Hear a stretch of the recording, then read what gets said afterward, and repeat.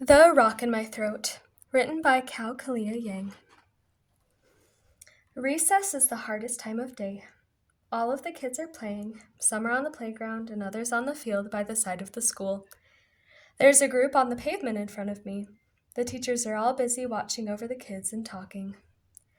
I look at the sky, I look at the ground, I look at my feet, I look at my hands. I look all around so people can't see that I'm lonely. I'm relieved when I see a feather on the ground. It is a gray feather, a small one, like dandelion fluff, only a little bigger. I pick it up. It is soft in my hands. It is mysterious. I hold it in one hand. I touch it with the other. I study it. I am more interested in the feather today than I was interested in the leaf yesterday. Later, I look at my mother across the table from me. I will never tell her about the moment I decided to stop talking, if I can help it. I don't want to be like the many people who speak English. There's a rock in my throat now, and it grows heavier and heavier by the day. I don't want to be like the woman in the store, the woman who tapped her hands on the counter when my mother tried to ask where the light bulbs were but didn't know the English words. The one who looked away when my mother said, "I'm looking for the thing that makes the world shiny." The English words in my mother's mouth were sweet and sticky like candy, and they wrapped themselves up in her teeth. Her tongue tried to free the words, but it took time that the English-speaking people don't have. That day, the woman grew bigger and bigger behind the counter. My mother and I grew smaller and smaller in front of it. Now I blink and blink and blink across the dining table. I shrug at my mother, letting my shoulders go up and then down, and say, "Kufsis paitime." At first, no one noticed when I stopped talking at school. I continued to sit in my assigned desk. I continued to keep my desk clean, my hands to myself. I continued to keep my eyes on the teacher at the front of the classroom. One day, our teacher is sick. We have a substitute who looks a lot like our teacher. She doesn't know who any of us are, but she has a little list with our names on it. She calls them one by one. My last name starts with a Y, and I know I'm last. I try to clear my throat. I listen as all of the other kids say, "Here," when their names are called. Trying to get the air out of my lungs feels like I'm pushing my heart up into my throat.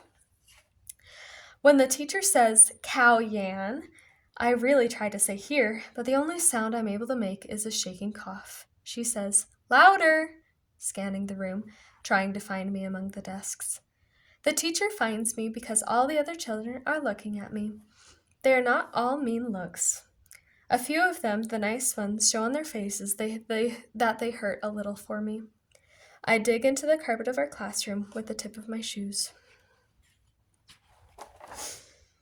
I want the floor to open up and suck me down, through the thin carpet, through the thick cement, through the pipes, through the basement, through the ground, all the way to the core of the earth, so that the burning in my face would feel cool next to the plasma underneath everything. Instead, I raise my hand, feeling the heat rise from my throat. The substitute looks at me and smiles. "Next time, speak a little louder." All day long, the volume of my listening to her voice is turned up on high. I can't focus on the math. When it's free writing time, I can't write. Every time she asks a question, I look away so she doesn't ask me anything. I am exhausted when I get home. I am exhausted every day after that. I am exhausted every time I go to school. I am exhausted every time we are in the world that speaks English.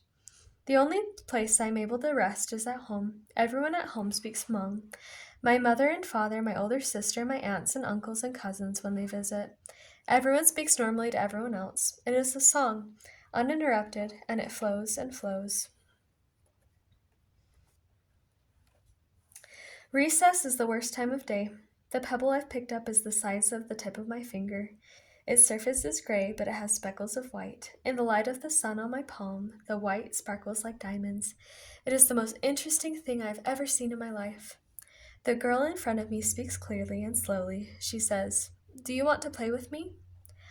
All of my heart wants to play with her, but the weight of the rock is too heavy for my tongue to lift.